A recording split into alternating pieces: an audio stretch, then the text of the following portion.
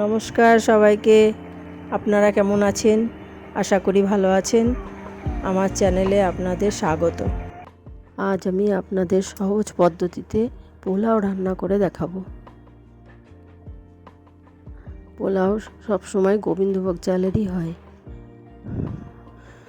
প্রথমে আমি 500 গ্রাম চাল নিয়েছিলাম।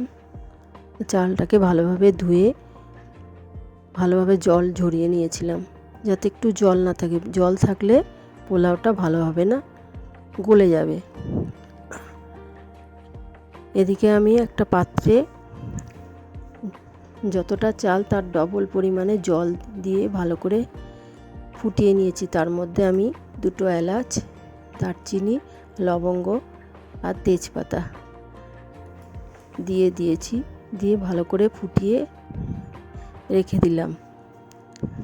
চালটা শুকিয়ে গেলে এবার আমি ওর মধ্যে একটু 1 চামচ হলুদ গুঁড়ো, 1/2 চামচ লবণ, একটু বেশি পরিমাণে চিনি দিতে হবে, যাতে পোলাওটা সবসময় মিষ্টি মিষ্টি হয়। আর সাদা তেল 4 চামচ দিয়ে ভালো করে মাখিয়ে নিলাম। নিয়ে এবার কড়াই বসিয়ে কড়াইয়ে ঘি দিলাম। ঘি দিয়ে তাতে কাজু বাদাম দিলাম। কাজু বাদাম দিয়ে ভালো করে নেড়ে নিয়ে কিশমিশ দিয়ে দিলাম।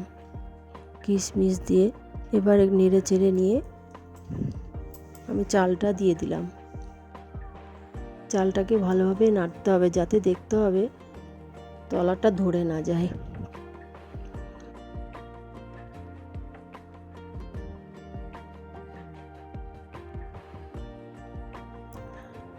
চালটা ভালোভাবে ভেজে নিতে হবে এবং দেখতে হবে যে সাদা সাদা ভাব চলে এসছে কিনা।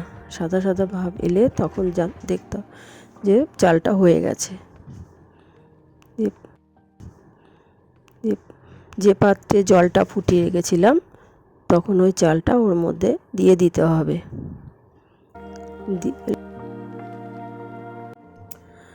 লো ফ্লেমে দিয়ে চালটাকে ফোটাতে হবে। পোলাও সবসময় লো ফ্লেমে দিয়ে করলেই ভালো হয়। বারে বারে নেড়ে দিতে হবে, যাতে তলাটা ধরে না যায়। এবার ঢাকা দিয়ে ফুটতে দিলাম।